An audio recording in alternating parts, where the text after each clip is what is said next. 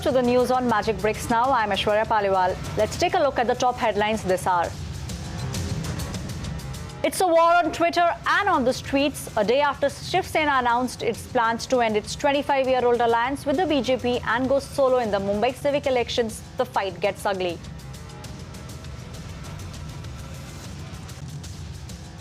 In Bengaluru, private aggregators Ola and Uber's pooling services are illegal, says the Karnataka Transport Minister. Activists and citizens cry foul.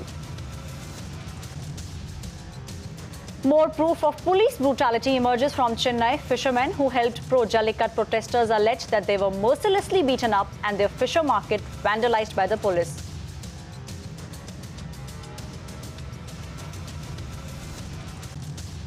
Straight up, 24 hours after Shiv Sena called off its 25-year alliance with the BJP in the civic elections, the battle between the two parties is turning ugly, with CM Fadnavis tweeting that BJP will move ahead regardless of who stays or who leaves. To a delegation of Sena ministers meeting CM Fadnavis earlier on Friday to protest against the government's recent order to remove all the photos and idols of gods from government offices in rural areas, the clash is there for all to see. Disha Shah gets us more details. The saffron siblings Shiv Sena and BJP have called for a split after 25 years of alliance, and this now essentially means that both the parties will contest and will go solo for the upcoming BMC elections. And this, of course, was officially announced by the Shiv Sena chief Uddhav Thackeray on Thursday, and this was evident with the fact that for this upcoming BMC elections, Shiv Sena alone released their manifesto without the BJP, unlike in the 2013 election poll where both the parties together released a combined manifesto. So of course this did not take place this year. And talking about the latest update, what we got to know from the Shiv Sena sources is that they have already prepared the final list of candidates who will be contesting for the upcoming BMC elections, and even BJP have prepared their final list of candidates. So now it really remains to be seen which party gains the maximum votes for the upcoming BMC elections. This is Disha Shah from Magic Bricks Now. An ugly battle coming up there, and as this battle between former allies heats up, listen into some reactions coming in. मंत्री के राजीनामे सही वक्त पे दिए जाएंगे। उद्धव जी जब कहेंगे उस वक्त राजीनामे दिए जाएंगे। हमारी बांधिल की जो है वो शिवसेना के साथ में है, भगवे झंडे के साथ में है, भगवे विचार के साथ में जगह है, उद्धव जी के साथ में है। उद्धव जी जब कहेंगे, हमारी जेब में तो राजीनामा लेके हम घूमते हैं शिवसेना के सभी मंत्रीगण। हमें पार्टी से भगवा झंडा ज्यादा नहीं है, अपना आपका मंत्री पद ज्यादा नहीं है, तो हम जिस वक्त उद्धव जी बोलेंगे हम रिजाइन दे देंगे। BJP is the single largest party in Maharashtra today, not just going back to Lok Sabha elections. If you even see assembly elections and more recently municipal councils, where we have done fantastically well, our track record as well as hit rate has been phenomenal. And we have 15 MLAs in the city of Mumbai. Clearly, we don't need to be apologetic about political aspirations. Do understand every political party has the right to grow, and in our case, we too have a cadre that is aspiring to be fighting elections and in positions of power. Now, when we gave the Shiv Sena an offer of 114 seats, they humiliated us by saying they will give 60. So how can you expect an alliance to go on? And Devendra Fadnavis is very clear that we are only going to talk about a Pardarshi Mumbai, a government that is accountable from top to bottom and bottom to top, and the focus will only be on Mumbai's development. So this is finally, it had to happen, but I think this may not have that impact which probably Uddhav will be wanting unless Uddhav also announces exit or departure from state coalition as also central coalition. It would then be that the voters would appreciate that yes, you don't approve of BJP's way of working. Yeah, on one hand, you make noise about corporation because there you are not getting the best of the share, and you continue to work in the state as also center. It's ridiculous. It's making your position very awkward. Well, the fight has begun for Mumbai, and why wouldn't it begin? It is the richest municipal corporation in the country. There's plenty of money that greases the veins of the BMC, so the fight is going to be worthy of that budget. Now, while the Shiv Sena and the BJP begin their fight, and we've seen manifestos come out of the Shiv Sena, one of them alleges non-transparency. The other one alleges that the BJP was not inclusive while taking decisions about demonetization. As citizens of Mumbai, do we have solutions for garbage? Do we have solutions for water? Do we have solutions for potholes? Do we have solutions for public transport? Do we have solutions for our bad air and our bad water? Do we have solutions for playgrounds for children? And while our politicians get ready one more time to fight over who gets to run the BMC, is the Shiv Sena distancing itself from demonetization for the purpose of this this election? And if you are really serious about breaking the alliance, why are you still in an alliance right now in the centre and the state governments? The issue is demonetization. The entire country is unhappy. The self-styled decision-making, the self-styled opinion polls, the self-styled the entire not even consulting own central ministers. Which central minister was consulted? Forget about the Maharashtra people.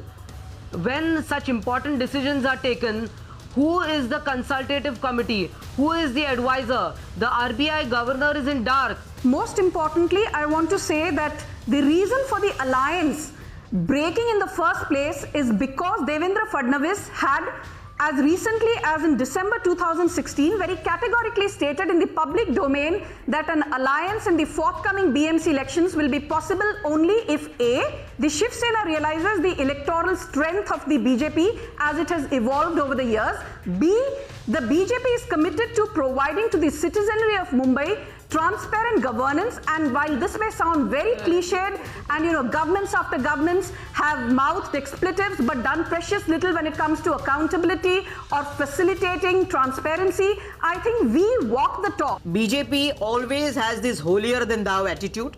They don't believe in Lokshai, they believe in Thokshahi. Now I'll tell you how they are misleading the government. The entire BMC is governed largely by the Standing Committee, by the Improvement Committee, certain aspects by BST and Education Committee. Turn by turn, the BJP and Shiv Sena has their own chairman. All major decisions pertaining to contracts, to levy of funds, policy are made by BJP, Shiv Sena combined. It's a sham, it's a way to mislead the Mumbaikars, but this time, they are going to pay a price for it. And Manisha Dai, I would just like to say this. You are absolutely right. When Thackeray Saab says that the bull of the Jallikattu should be tamed, absolutely should be tamed. That they are gundas in the BJP, you are 100% right. So let the tiger roar, break the alliance, and you will see that Mumbaikars will emerge, Maharashtrians will emerge, and true democracy will emerge. In Bengaluru, bad news for commuters who use private car pooling services. Private cab aggregators Ola Share and Uber Pool are now under the scanner of the Karnataka State Transport Commissioner, who turned the car pooling services illegal as they are violating the norms of their contract permits. Transport Commissioner said that the contract permits only allows for pickup and drop from start to the destination with no stops in the middle during a single trip. Shija gets us more details. In a surprise move, the Transport Commissioner M.K. Ayyappa has termed the carpooling services by popular taxi aggregators Uber and Ola as illegal. In fact, this particular decision comes just right after the drivers took to the streets 2 days ago demanding the taxi aggregators increase their incentives and also decrease their commission. In fact, we are told by H.G.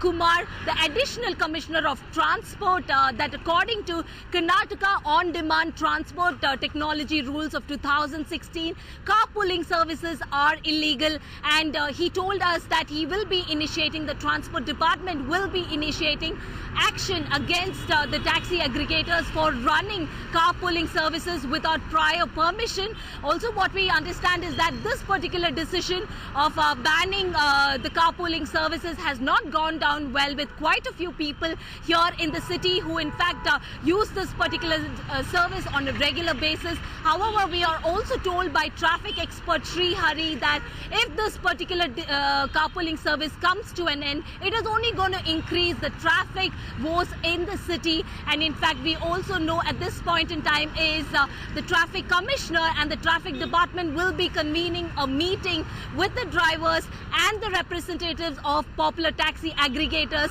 and they will be deciding on Monday whether or not the taxi aggregators can run the cabs on carpooling services. In Bengaluru, Shrija for Magic Bricks Now. On our show, The Big Story, we spoke with Karnataka's Transport Minister Ramalingan Reddy on this issue. Listen into what he had to say.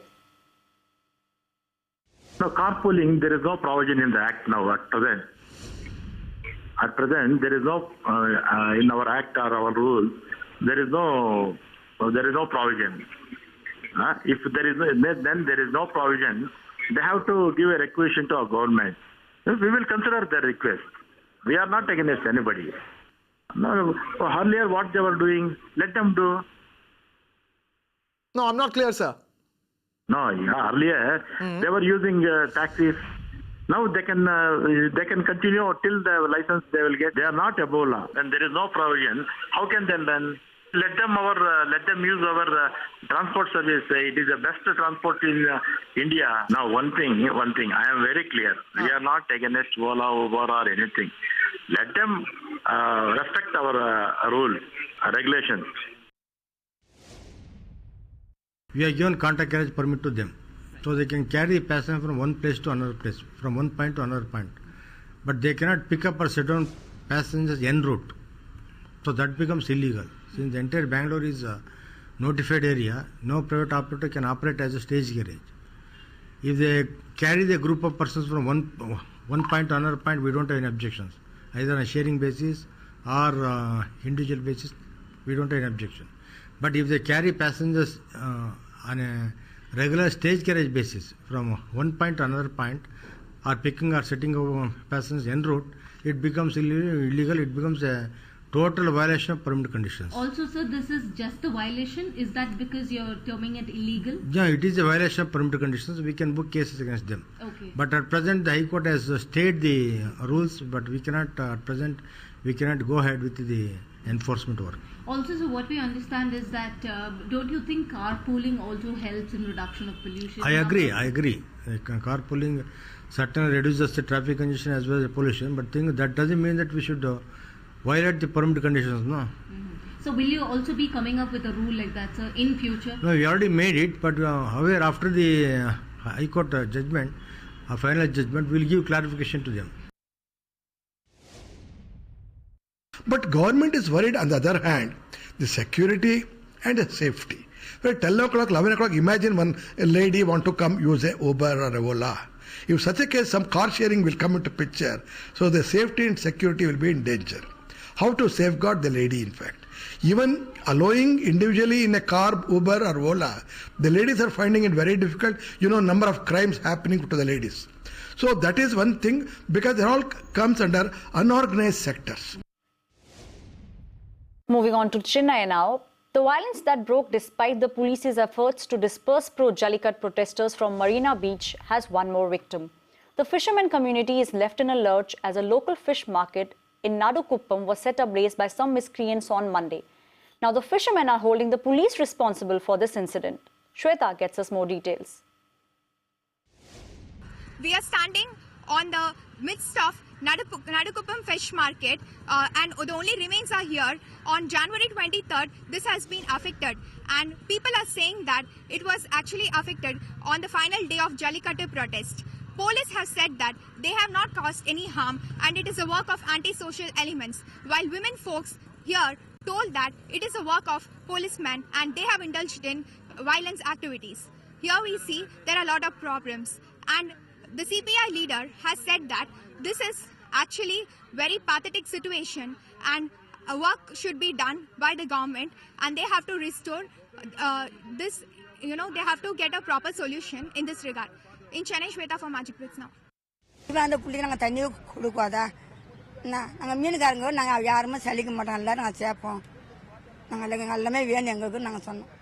சொல்லிட்டு இந்த ஆம்பளை போலீஸும் பொம்பளை போலீஸும் வந்து இந்த கடையை நாசம் பண்ணிட்டு பவுட்ரு போட்டு அது எரி வச்சுது. என்ன செஞ்சுருக்காங்க, மீன் மார்க்கெட்டை அங்கே இருக்கிற நல்ல ஃப்ரெஷ் மீனுங்களை அந்த போலீஸாரே எடுத்துக்கிட்டாங்க. அந்த ஃப்ரெஷ் மீனை போலீஸாரே எடுத்துக்கிட்டு அவங்க எடுத்து போயிட்டாங்க. மீதி இருக்கிற இடத்த அப்படியே கொளுத்தி விட்டாங்க. இப்போ ஆட்டோ ஓட்டுறேன் நான். இந்தமாரி பிரச்சனை நடக்கும்போது வந்து போலீஸ்காரர் வந்தாங்க, எல்லாத்தையும் கொளுத்தி விட்டு போயினேன்ட்டாங்க. அதனால் வந்து என்னால் இப்போ இந்த வண்டி எதுவுமே பண்ண முடியல. இப்போ என் குடும்பம்லாம் இதனால் பாதிப்படுது. That is absolutely wrong to say that police used violence to disperse the crowd.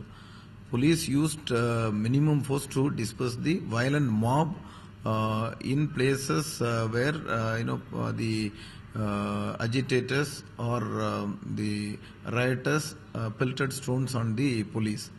As far as the Marina is concerned, that is the agitation place where it was absolutely normal. There was no use of force or anything, where the people were dispersed by peaceful means. In fact, on 23rd, which is the last day of protest, morning we announced in the public address system that since their demands have been fulfilled, they can disperse peacefully. And we requested them, we advised them through the police force there to disperse peacefully. Out of 5,000 crowd, around 3,500 people dispersed peacefully. Rest around 1,500 people, they went to the beach shore side and continued the protest. There was absolutely no problem as far as the Marina Beach is concerned. But the withdrawing crowd crossed over to the slum areas across the road, instigated them, saying that in the police action, few people were killed and a few pregnant women got aborted. So they spread all sort of false rumors to instigate the people emotionally, and the slum people believed their version and then thought that police had committed some atrocities, which is absolutely wrong. So, believing them, the people from the neighboring fishermen hamlets, joined by the anti-social elements, started pelting stones on the police, and then to quell the violence, the police had to use minimum force. They used more force in Marina, Coimbatore, Alanganallur, in some such places. After that, from 23rd midnight and on 24th the whole day, police were causing riots and they were setting fire to vehicles and other things, especially in Meenavar Kuppam, because those people assisted the people in Marina. And in Marina, when they were attacked by the police, they came running for help only to Meenavar Kuppams. So there the fisher people, both men and women, they gave shelter to the people who were beaten up by the police, and they said some of the girls came running in undergarments, so even their dresses were torn away by the police and they were very badly beaten up, they were bleeding and all that. So there was both the physical attack and mental trauma. So fisher men and women, they helped them, gave them shelter, gave them food. So police targeted those people who assisted the fighters in Marina. So this is a very serious situation. So basically the police and the government, they want to quell the dissent, not only disperse mobs or the fighters, they want to quell the dissent. So they are using authoritarian measures, and whoever helps or whoever raises their voice, they are being arrested. That is the situation. Meanwhile, Tamil Nadu Chief Minister O. Paneerselvam has responded to opposition allegations on the recent violence between the police and the protesters in Chennai. Calling these allegations against the police false, the Chief Minister has said that the Tamil Nadu police did a good job and prevented any untoward incident from occurring, and this without using brutal force. Clamour to hold Kambara, which is an old sport held in the coastal Karnataka, grew louder. Thousands of students and actors protested in the city of Mangaluru. They formed a human chain to support the local sport. The agitators demanded a ban on PETA, alleging that it has failed to understand the difference between Jallikat, held in Tamil Nadu, and Kambara in coastal Karnataka. Meanwhile, Karnataka CM Siddaramaiah has once again assured the people of the state that if necessary, the government will bring a legislation on Kambada. Resignation of Meghalaya Governor V. Shanmuganathan has been accepted by the President. Facing sexual harassment charges, Shanmuganathan resigned on Thursday night. Earlier, a section of Raj Bhavan employees demanded his removal for seriously compromising the dignity of his office. They alleged that Shanmuganathan made Raj Bhavan a young ladies' club. You see, what is the role of the state government? Based on whatever is available for the government, we will inform the MH, we will inform the Prime Minister, and we will await for what called attack. And so it is our duty and responsibility. We will fulfill our responsibilities. And beyond that, at this juncture, I will not comment further. And ahead of the union budget announcement, Mumbai's famous dabbawalas have now come up with a wish list for their own.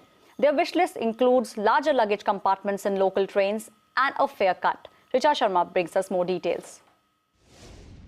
As the finance minister is all set to announce the union budget on 1st of Feb, Mumbai's famous more than 5,000 of the dabbawalas have a list and demand of their own when it comes to the union budget this time, as there is no separate rail budget that is going to be coming this time. So we'll talk to a few dabbawalas here and know what exactly is their wish list and demand when it comes to the union budget, specifically to the railways. इस बार का जो union budget है वो rail budget अलग नहीं है और साथ में होने वाला है, तो आप डब्बे वालों की क्या डिमांड है इस बार? हमारी ये डिमांड है, जो महंगाई पास बढ़ गया है वो कम होना चाहिए, और जो डब्बे में हमको जो तकलीफ होता है, जो विदाउट लगेज वाला अंदर जाता है, उसका जो तकलीफ होता है उसमें भी ये जो रेलवे खाते में हमको सपोर्ट करना चाहिए। यानी कि हमारे डब्बे वाले को जो तकलीफ होता है 6.5-7 फुट का जो हमारा बॉक्स चढ़ाना पड़ता है हमको, उसमें जो तकलीफ होता है उसका कुछ निवारण करना चाहिए। पिछली बार भी ऐसा ही हुआ था, थोड़ा बहुत चेंजेस आए थे। इस बार हम लोग चाहते हैं कि थोड़ा अच्छे से चेंजेस आए। हमारा काम बहुत अच्छा है, यानी पुण्य का काम करते हैं, हमारे पूर्वज करते आए, 125 साल हुआ है। हमें तो सरकार की तरफ से और कुछ सुविधा नहीं मिली है, ना क्वार्टर मिला, ना कुछ मिला, ना कुछ मिला। तो कम से कम पास में तो घटाई किया जाना चाहिए, ऐसा हमें लगता है, क्योंकि हमारा पगार भी कम है बहुत, और उसमें हमारा यानी कि जो महीने का खर्चा वो नहीं निकल पाता है। बजट में हमारा बहुत खर्चा, मेंटेनेंस खर्चा बहुत है। अभी हमारा गाड़ी भी है, उसमें सब मेंटेनेंस खर्चा बढ़ता रहता है, कम होना मांगता है ना।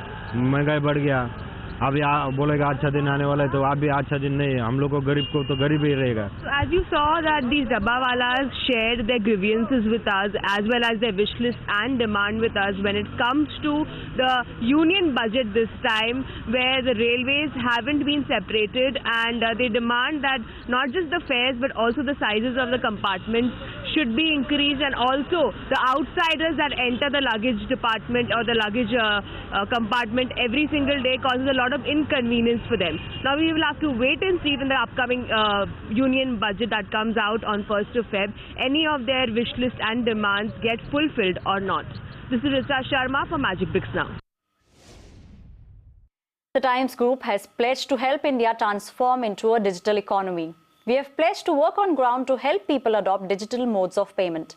On Republic Day, the Times Group held its first Aadhaar camp in Mumbai at the RK College in the western suburb of Malad. Hundreds of people queued up at the college from early hours to get themselves registered. Here's a report. The Remonetize India movement is Times Network's call to arms. The movement to move away from a society that consumes cash to one that goes digital and makes that cash available to those more in need. And Times Network is doing its bit to take this effort forward. On Republic Day, a first Aadhaar camp was held at the RK College in the western suburbs of Malad in Mumbai. Hundreds of people queued up at the college from early hours to get themselves registered. Yeah, it has been actually a great initiative by Times Network, and it's also a very good initiative for the country as we are going digital. An Aadhaar card now allows an individual to access his bank account using an app. With the Aadhaar linked to bank accounts, individuals can also access various services. Well, it's a good cumulative effect of both Times Group as well as Union Bank. The turnaround has been really good. We have been educating people about the benefits of banking, and as our aim is to go cashless and go digital. So this is again one of the major steps. We're at one of the camps here organized in Malad as part of the Remonetize India initiative by the Times Network along with the Union Bank. There were college students here who were part of as volunteers to help people to avail not just Aadhaar and PAN cards but also open accounts in Jan Dhan Yojana accounts even with zero balance. The numbers have been enthusiastic. Even sometime from now they will continue to increase. That is what the volunteers have been telling, and the numbers clearly speak for themselves as people brace themselves to move forward as part of digital India. And with that, it's a wrap on this edition of the news on Magic Bricks Now. For more news and updates, stay tuned.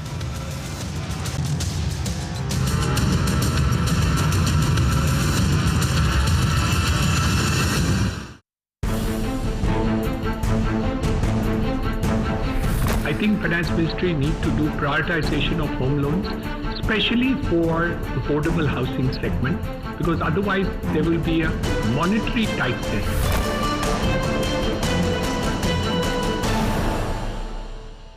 You can watch live TV on our website mpnow.in. Find us on Facebook at facebook.com/magicbricksnow. And don't forget to click the like button. You can also follow us on Twitter at Magic Bricks Now. To stay updated with all our programming, hit the subscribe button on our YouTube channel by logging on to youtube.com/magicbricksnow.